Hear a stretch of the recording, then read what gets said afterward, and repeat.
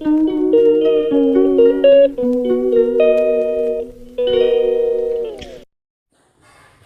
My YouTube family and TRE4 aspirant. बहुत दिनों बाद, एक सप्ताह हो गया है लगभग, उसके बाद टाइम मिला है तो वीडियो बना रहे हैं आप लोग के लिए। लेकिन कोई बात नहीं, आप लोग अपना तैयारी कर रहे होंगे अपने तरीके से, है ना। बट टाइम नहीं मिलता है, इस वजह से नहीं डाल पाते हैं रेगुलर। लेकिन कोशिश करेंगे। अभी थोड़ा सा स्कूल वगैरह का चल रहा है तो एग्ज़ाम रिज़ल्ट ये वो हो जाता है एक बार, तो फिर कोशिश करेंगे कि रेगुलर आप लोग के लिए थोड़ा बहुत वीडियो डाला करेंगे, ठीक है। तो हम आज सोच रहे थे कि सब्जेक्ट कंसर्न तो कुछ वैसा नहीं है, बट जो हमारा GK GS का पोर्शन है, हम मैथ्स वाले होते हैं तो उधर थोड़ा ध्यान कम देते हैं। तो मेरा फोकस आज उधर है कि आप लोग उसका तैयारी कैसे करेंगे। तो आपको 40 में 40 आउट ऑफ 40 तो नहीं मान सकते हैं, बट एक अच्छा मार्क्स आ जाए जिससे कि मेरा कट ऑफ क्वालिफाई हो जाए, मतलब कट ऑफ क्लियर हो जाए, तो फिर हमको कोई परेशानी नहीं होती है। मार्क्स कोई मैटर नहीं करता है, लेकिन जब मार्क्स का समझ तभी आता है जब लोग 1-2 मार्क्स के लिए लोग है ना कट ऑफ से बाहर निकल जाते हैं, तो उस टाइम आपको इम्पोर्टेंस समझ में आएगा। तो उसको लेकर के हम कहना चाहेंगे कि आप बस ऐसा नहीं कि मैथ्स को ही देखिए, उसको ही प्रिपेयर कीजिए, लेकिन आपको उधर भी करना पड़ेगा, वो भी आपको ही पढ़ना है। मन तो नहीं लगता है, वो जनरली ऐसा होता है कि आप अगर मैथ्स पढ़ रहे हो तो आपको उधर ही मन करेगा, GK GS पढ़ने का मन नहीं करेगा। लेकिन अगर आपको एग्ज़ाम क्लियर करना है तो मेरा एक सजेशन या फिर रिक्वेस्ट जो भी समझिए, आपको उधर भी ध्यान देना होगा, ठीक है।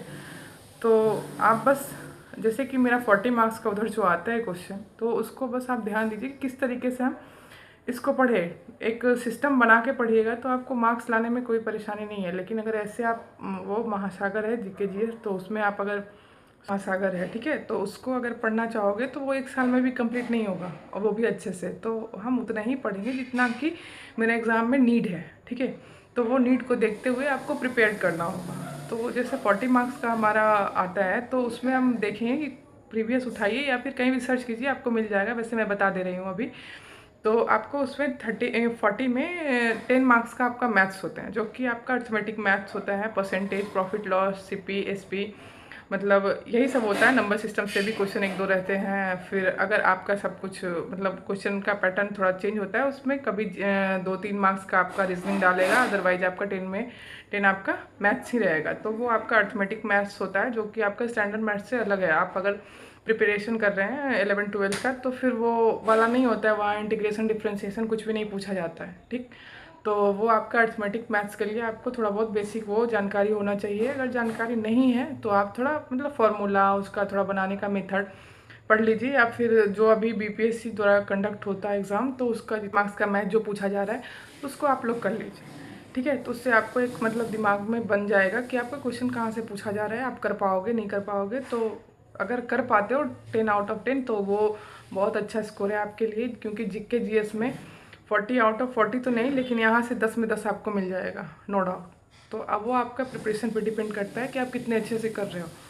तो मैथ्स में नंबर लाना कोई ये नहीं है, 10 में 10 लोग लाते हैं और वो ही बहुत आगे हो जाते हैं अदर लोगों से, ठीक है।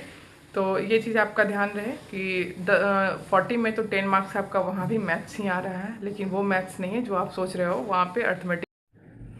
तो बच गया आपका 30 मार्क्स, ठीक है। तो 30 मार्क्स में आपको ध्यान देना है कि यहाँ भी आप कैटेगराइज करके पढ़ोगे तो आपको बहुत आराम मतलब इजीली क्वेश्चन से मिल जाएंगे कि हाँ चलो ये पढ़े हैं तो मेरा क्वेश्चन वहाँ से आ गया। तो आप इसको इस तरीके से, यहाँ पे आपको 4-4 पोर्शन होते हैं, जैसे कि करंट अफेयर्स हो गया, बिहार स्पेशल हो गया। बिहार स्पेशल बोलने का मतलब यहाँ से ज्योग्राफी भी हो गया, मॉडर्न हिस्ट्री भी हो गया, ठीक है। और साइंस भी होता है, ज्योग्राफी भी होता है, तो सब होता है। तो यहाँ पे भी आप एक सिस्टम से पढ़ोगे तो आपका यहाँ भी स्कोर बनने का पूरा चांस होता है। तो यहाँ पे पहला आप देखिए कि करंट अफेयर्स, ठीक है। हर एग्ज़ाम में आपको पता है कि करंट अफेयर्स का क्या इंपॉर्टेंस है, यहाँ भी उसी तरीके से है। आप अगर करंट अफेयर्स डेली मतलब जो इम्पॉर्टेंस है, ये नहीं कि बहुत ज़्यादा घुस जाएंगे उसमें, नहीं, जो अभी डेली बेसिस पे चल रहा है, तो आप एक बार पढ़ोगे तो आपको पता चल जाएगा कि करंट अफेयर्स है, तो 5 से 7 क्वेश्चन आपको करंट अफेयर्स का वहाँ पे देखने को मिल जाएगा, ठीक है। तो करंट अफेयर्स को हल्के में ना लें, अगर आप अच्छे से करते हो तो वहाँ भी आपका अच्छा मार्क्स मिलेगा, ठीक। तो बच गया आपका, और फिर साइंस का पोर्शन है, 30 मार्क्स का बता रहे हैं, ठीक है। तो साइंस का पोर्शन में आप अगर आपके पास होगा बुक, तो ये वाली बुक का बात कर रहे हैं हम, जैसे कि सबके पास होता है। अगर आप जनरल कंपटीशन का तैयारी कर रहे हैं तो ये बुक तो सबके पास होगा, आई होप ऐसा। लेकिन हम कोई बुक का प्रेफरेंस नहीं कर रहे हैं या फिर इसी को पढ़ना है, ऐसा भी नहीं है। इसको पढ़ना तब है जब आप, अगर आप एनसीईआरटी पढ़ लिए हैं साइंस का जो 9-10 का बुक है, ठीक है, उसको पढ़ने के बाद आप इसको पढ़ सकते हैं। ये बस बुक है, आपको फैक्चुअल है, यहाँ पे कॉन्सेप्ट नहीं मिलते हैं जो लूसेंट वाला है।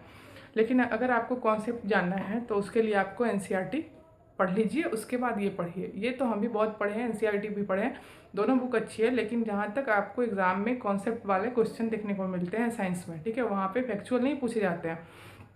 तो कॉन्सेप्ट के लिए आपको एनसीईआरटी पढ़ना होगा। पे जैसे है कि आपका साइंस में फैक्चुअल नहीं पूछे जाते हैं, वहाँ पे कॉन्सेप्ट तो हम तो कोशिश कर, मतलब आप लोग से यही रिक्वेस्ट करेंगे कि आप एनसीईआरटी पढ़िए 9-10। ऐसा नहीं है कि टाइम कम है, अभी फॉर्म भी फिलअप नहीं हुआ है, तो आप 9-10 का एक बार एनसीईआरटी 1-2 बार आपको पढ़ना है। हाँ, एक बार में समझ में नहीं आएगा, वो आप कुछ टॉपिक ऐसा है कि जो आप यूट्यूब के हेल्प ले करके आप उसको देख सकते हैं, ठीक है। तो आप अगर एनसीईआरटी 9-10 कर लेते हैं तो आपका एक कॉन्सेप्ट बिल्डअप हो जाता है, जिससे कि आपको लूसेंट रटने का ज़रूरत नहीं होगा, वहाँ खुद ब खुद समझ में आ जाएगा। अगर आप डायरेक्ट लूसेंट पढ़ते हो साइंस में तो आपको समझ में चीज़ें नहीं आती है, बस बार बार पढ़ने से ऐसा होता है कि वो खुद ब खुद याद हो जाता है, रट जाता है, जो भी बोलिए इसको, तो वैसा हो जाता है। लेकिन अगर आप एनसीईआरटी पढ़कर फिर लूसेंट पढ़ते हो तो आपको मतलब रटने का ज़रूरत नहीं, आप एक बार भी पढ़ लोगे तो वो कॉन्सेप्ट आपका क्लियर हो जाएगा, ठीक है। और बाकी बच गया बिहार के लिए, तो बिहार स्पेशल से भी अच्छे खासे क्वेश्चन आते हैं, जो कि आप प्रीवियस ईयर क्वेश्चन में आप देख सकते हो, ठीक है। तो उसके लिए हम कोशिश करेंगे कि अगर आपके पास ये वाली बुक है तो इसको अच्छे से रिवीजन कीजिए। जो ये हमारा लूसेंट का है, बिहार स्पेशल करके जो आता है, मेरे पास तीनों बुक है, ये है, क्रॉन है और फिर बिहार समग्र भी है। तो लेकिन हमको तीनों बुक पढ़ने से सबसे अच्छा यही लगा, क्योंकि उसमें है जो बिहार स्पेशल हो गया, हिस्ट्री का क्वेश्चन है, तो सब फैक्चुअल आते हैं, इसमें कॉन्सेप्ट का ज़्यादा कुछ हमको लोचा नहीं होता है। तो हम फैक्चुअल के लिए हम इस बुक को रिकमेंड करेंगे। अगर आपके पास जो भी बुक है आप पढ़िए अच्छे से, उसको जितना हो सके आप रिविज़न कीजिए। और हम कोई बुक का प्रचार प्रसार नहीं कर रहे हैं, बस हम जो फॉलो किए हैं, हमको जो अच्छा लगा है हम वो चीज़ आपको बता रहे हैं। और बाकी आप जैसे पढ़ रहे हैं आप वो अपना तैयारी अच्छे से कीजिए, हम तो यही कहेंगे आपसे, ठीक है।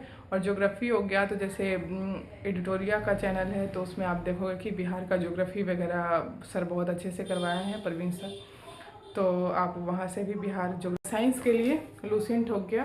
एनसीईआरटी पढ़ने के बाद अगर आप इसमें साइंस करते हैं इससे तो बहुत अच्छी है, मतलब बुक बहुत अच्छी है, इसमें नो डाउट फैक्चुअल है। लेकिन एग्ज़ाम का पैटर्न ऐसा देखने को मिलता है कि वहाँ पे कॉन्सेप्चुअल होता है, तो आप एनसीईआरटी करोगे तो वहाँ पे मैनेज हो जाएगा, ठीक है। तो ऑलमोस्ट हमको लगता है, और जहाँ तक आपको हिस्ट्री पढ़ना है, हिस्ट्री से भी 8-9 क्वेश्चन बनता है हर एक, मतलब हर टीआरई 1, 2, 3 आप जिसका भी देखोगे। तो हिस्ट्री में आपको वो भी मॉडर्न ही पढ़ना है, एंशिएंट मिडाइवल तो छोड़ ही दीजिए, उसको तो कोई करना नहीं है वहाँ पे।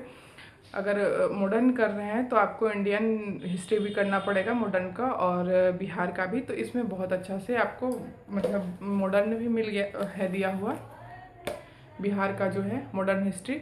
और इंडियन के लिए तो आप जो प्रीफर कर रहे होंगे तो उसी से पढ़िए, ठीक है। तो आप बस हिस्ट्री अच्छे से कर लीजिए, हिस्ट्री में मतलब मॉडर्न हिस्ट्री, फिर करंट अफेयर्स, मैथ्स जो 10 मार्क्स के आते हैं वो हो गया, और साइंस के लिए एनसीईआरटी पढ़ लीजिए। तो इतना से ज़्यादा करने का ज़रूरत नहीं है, क्योंकि जीके जीएस में मार्क्स लाना उतना आसान नहीं है, लेकिन हाँ उतना भी आ जाता है जितना हमारा कट ऑफ क्लियर हो जाता है, तो अच्छी बात है। और किसी भी तरह का कोई डाउट होता है तो आप लोग कमेंट कीजिए, हम नेक्स्ट कोशिश करेंगे वीडियो जल्दी बनाएं, ठीक है। टाइम नहीं मिलता है, इस वजह से नहीं हो पाता है। और किसी भी तरह का आपको एग्ज़ाम रिलेटेड जानकारी चाहिए तो पूछ सकते हैं। All the best, thank you, bye bye.